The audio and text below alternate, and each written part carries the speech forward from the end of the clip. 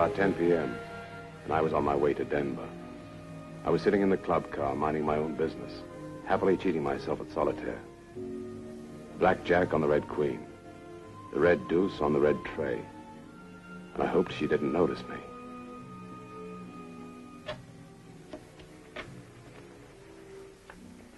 Wasn't there something wrong with that column, Michael? Hello, Agnes. I didn't know you were on the train. I'm with my husband, Frank Henshaw. His brother, Ned. Do you know them? No. I didn't even know you were married. A couple of years ago. I must have been out of the country. You probably were. I wasn't. You seem unhappy. I am.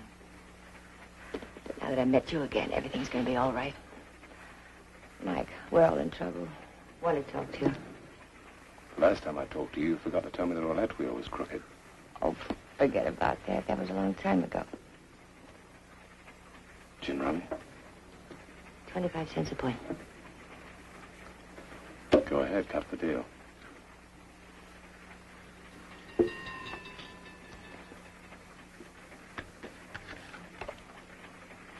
King. Ace.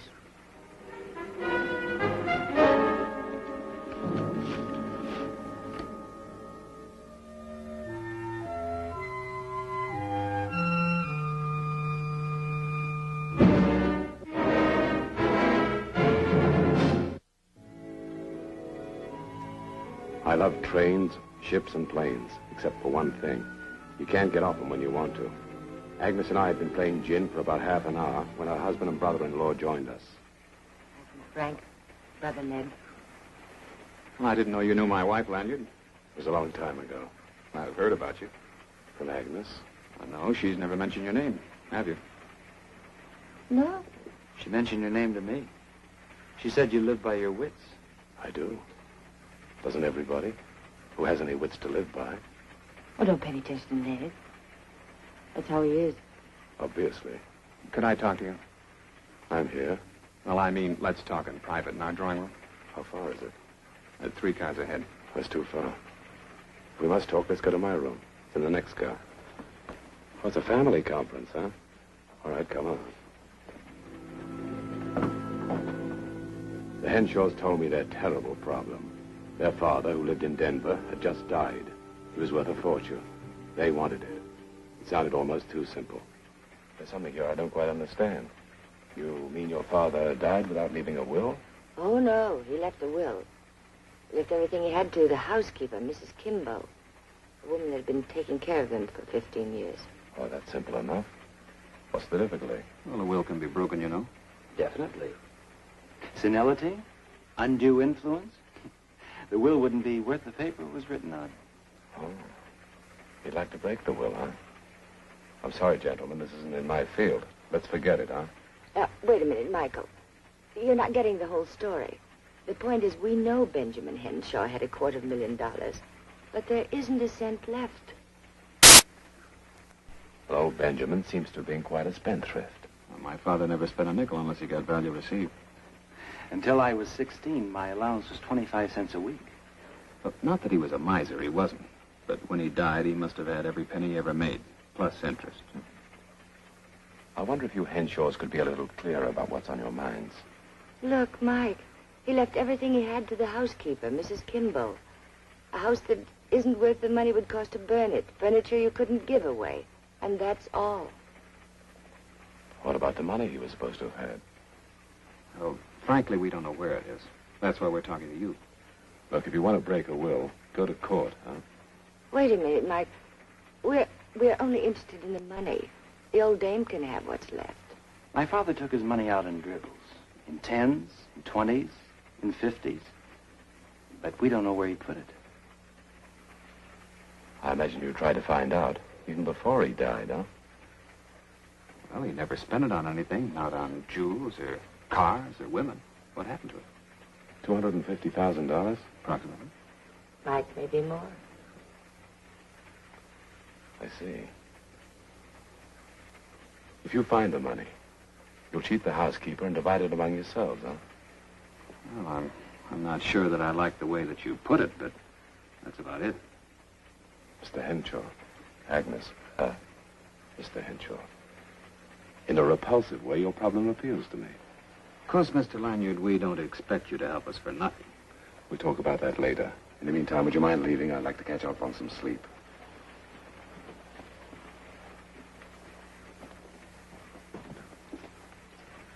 Agnes. I knew that the Henshaw group didn't need my help, but I felt that Mrs. Kimbo might. I was going to check their story as soon as I arrived in. I went directly to the bank in Denver the next day. Without arousing too much curiosity, I asked some questions.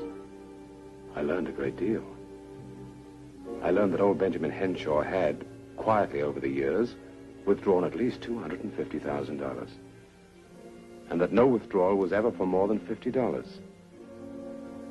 The bank manager told me he was a wonderful old man, and that his account had been closed just a few days before he died. I have never trusted Agnes, and I felt the same way about her husband and brother-in-law.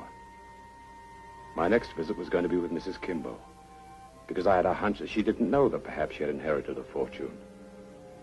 It didn't take long to reach her house. It looked like she was moving. I took one look at her, and I knew I was on the right side.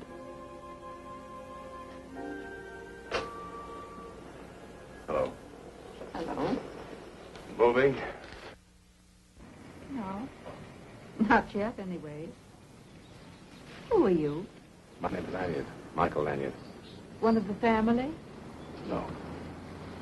Well, if you've got a bill, you can just leave it. No bills. Just a minute, please. Not that. You're Mrs. Kimbo, aren't you? I am. You're Mr. Henshaw's housekeeper. 15 years. It's a long time. It's a reasonable while. Don't you imagine that these boys can handle this stuff without me sitting here supervising? Oh, they seem capable enough. When you get out of that car and walked up here as bold as brass, I said to myself, he's probably not up to any good. But there's a likely lad. A very likely lad. Would you like a cup of tea? I could stand one. With a stick in it? For the what? A stick. Oh, a stick. Mrs. Kimbo told me she had sold the furniture to Gordon and Son for a couple of $100. But to her, it had a much greater sentimental value. I had known her only a short time, but I was rapidly becoming very fond of her. Well, like I was saying, I was born in Sioux City, Iowa. Quite a long while ago. And I'd go back there tomorrow if I could, if there was anyone to go back to. Well, not that I'm kicking, you know, but, well, a person grows older and pretty soon everybody ever knew is gone. Yeah. More? Just a splinter.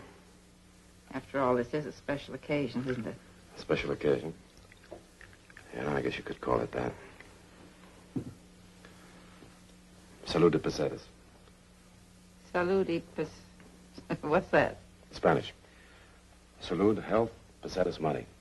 In America, we have one word that covers the whole thing. What's that? One word. Luck. Good luck. Well, hello, Michael. Breakfast. We've had ours.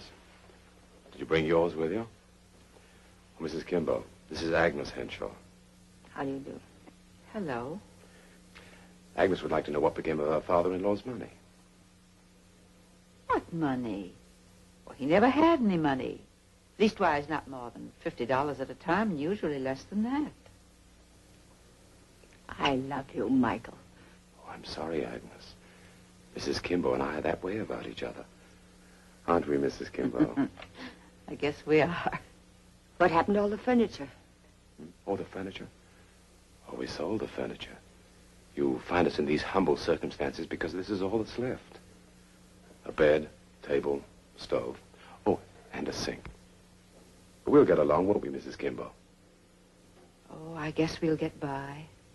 Of course we will. Well, thanks for dropping in, Agnes. Call in on us again sometime, will you? Michael, I want to talk with you. Excuse me, Mrs. Kimball. Mrs. Henshaw is one of these women who won't take no for an answer.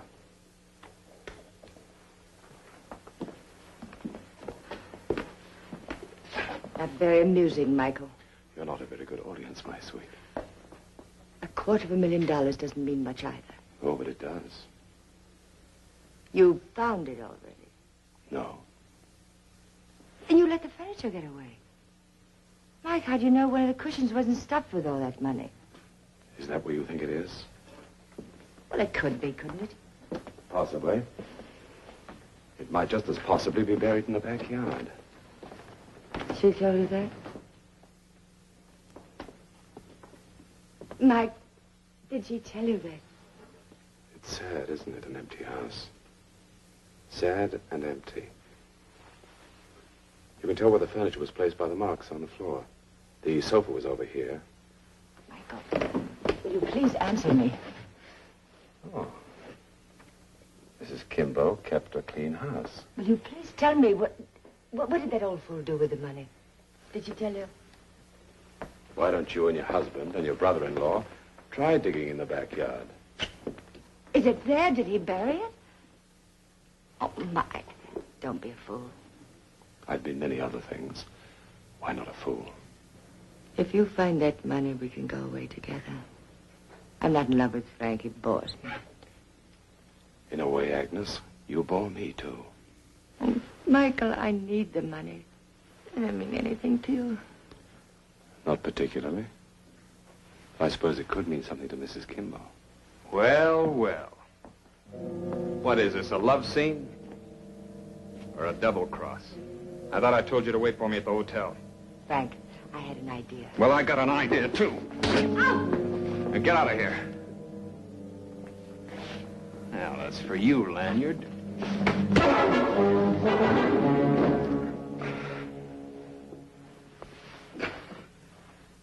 As for me, what, Mr. Henshaw?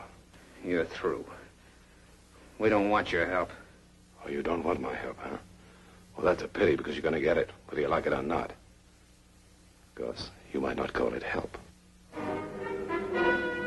I was positive Mrs. Kimbo knew nothing about Mr. Henshaw's money. I was just as certain that I had found the old man's hiding place.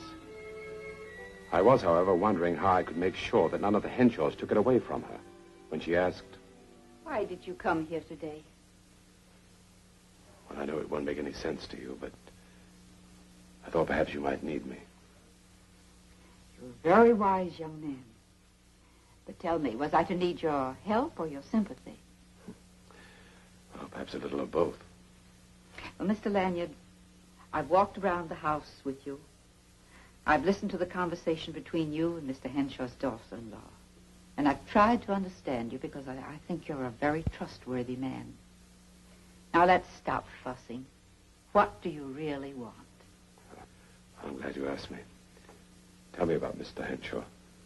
What did he do? How did he live? Well, I think he had a small government pension. As you see, he lived very simply. He didn't want much. He didn't have much. I'd have married him if he'd asked me, but he didn't.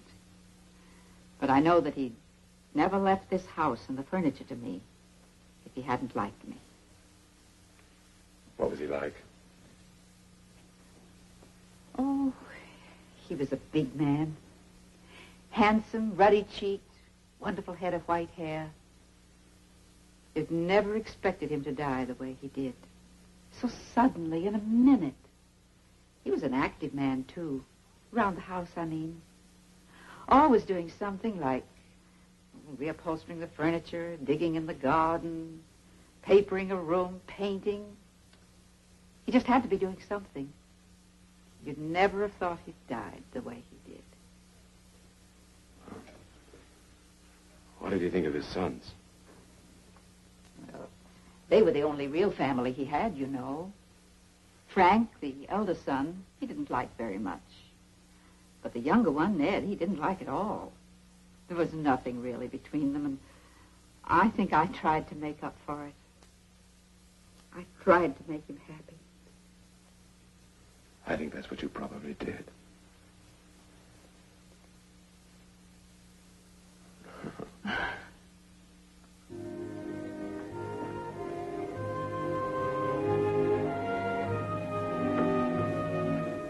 About 5 o'clock that afternoon, I took Mrs. Kimber to the store that had bought her furniture. The Henshaws had followed us. I expected that they would buy the furniture, and that it would take them a couple of days to tear each piece apart. Then, if I had figured correctly, Agnes, Frank, and Ned Henshaw would make a very serious mistake, and Mrs. Kimber would end up with the money. Well, of course, if we went over the whole place carefully, I could find everything that once belonged to us. But what's the use? You don't know? I suppose you're still hoping to find the money that he hid. That's about it. Well, either he was smarter than I thought he was, or there wasn't any money to hide. You may be right. Here are some people who think you're wrong.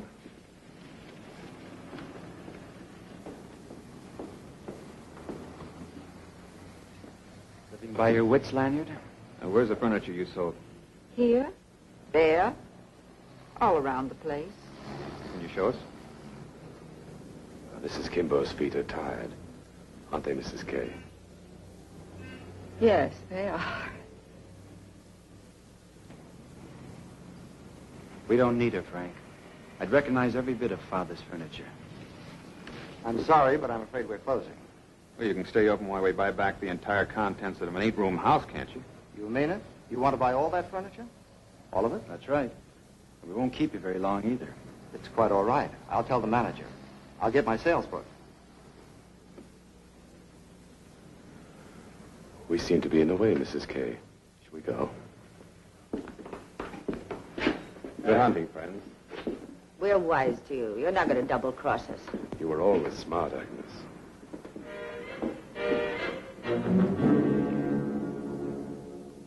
While the Henshaws were busy playing treasure hunt, Mrs. Kimber and I began painting the town.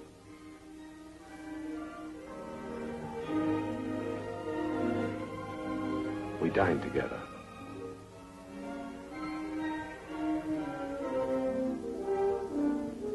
She said she felt like it was Christmas. She kept saying that I was wrong, that Mr. Henshaw never had any money. But she quickly added she was happy I was silly enough to think he had, because, as she put it, that's how we met. She had her first taste of champagne, and she acted like anyone else who has tasted champagne for the first time. In the next couple of days, we went everywhere in town. I think we danced at least 5 miles. Each night I expected to see Agnes and her troupe. And finally, they didn't disappoint me. I knew they had made their mistake. I said you were a likely lad. I haven't had so much fun in 40 years. Welcome home. Well, gentlemen, what's the program? Come on in. Mrs. Kimber was in the kitchen with Agnes. I was in the middle of an unhappy family conference, but I was enjoying it. You think you're a wise guy, Lanyard. It cost us $800 to buy that junk back. Well, that's too bad. But as I remember, it had nothing to do with me. I think we know you too well, Mr. Lanyard. You're a smart operator. Where did Mrs. Kimball say the money was? She didn't say. But what good would it do for you if you found it? We can talk about that after we get it. Now, where is it? I don't know. Your father didn't trust you, so he left all his money to the woman who loved him. He would have told her about it if he hadn't died so suddenly. I think he hid it because he knew you'd fight a will leaving everything to Mrs. Kimber. He knew that if you could lay your hands on it, she'd never get it. You know something? You're never going to lay your hand on it.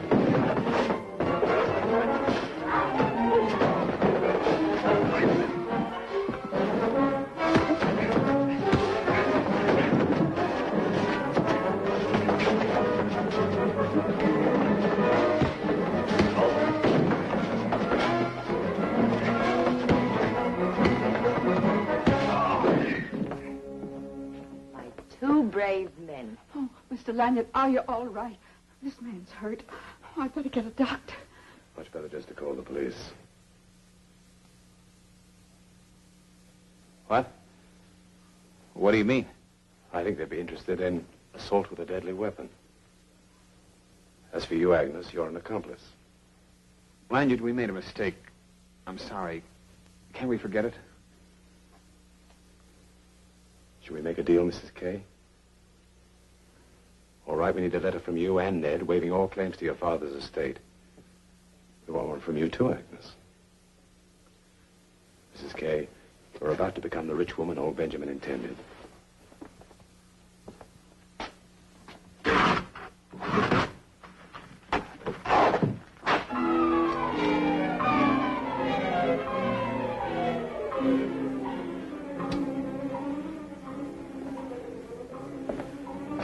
As a paper hanger, maybe old Henshaw didn't amount to much.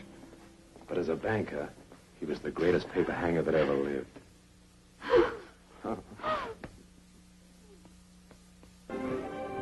An hour later, I was happily watching Mrs. Kimball count the money.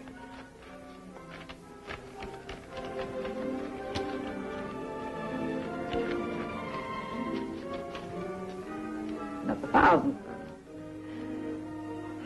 It's true, isn't it? It's real. It's all mine. $250,000. Yeah, it's all yours. And you mean that I can really visit all those places I dreamt about in my silly dreams? Your wonderful dreams, Mrs. Kay. Oh, dear Benjamin. To leave me all this money. How'd you ever find his hiding place? Well, part of the secret was in a touch. How's your gambling blood, Mrs. Kay? It's always healthy. Fine. I'll flip you for it. 2 to 1.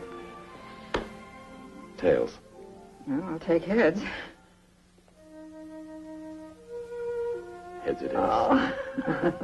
So I owe you $500,000. You don't owe me anything. I owe you the rest of my life. A very likely lad.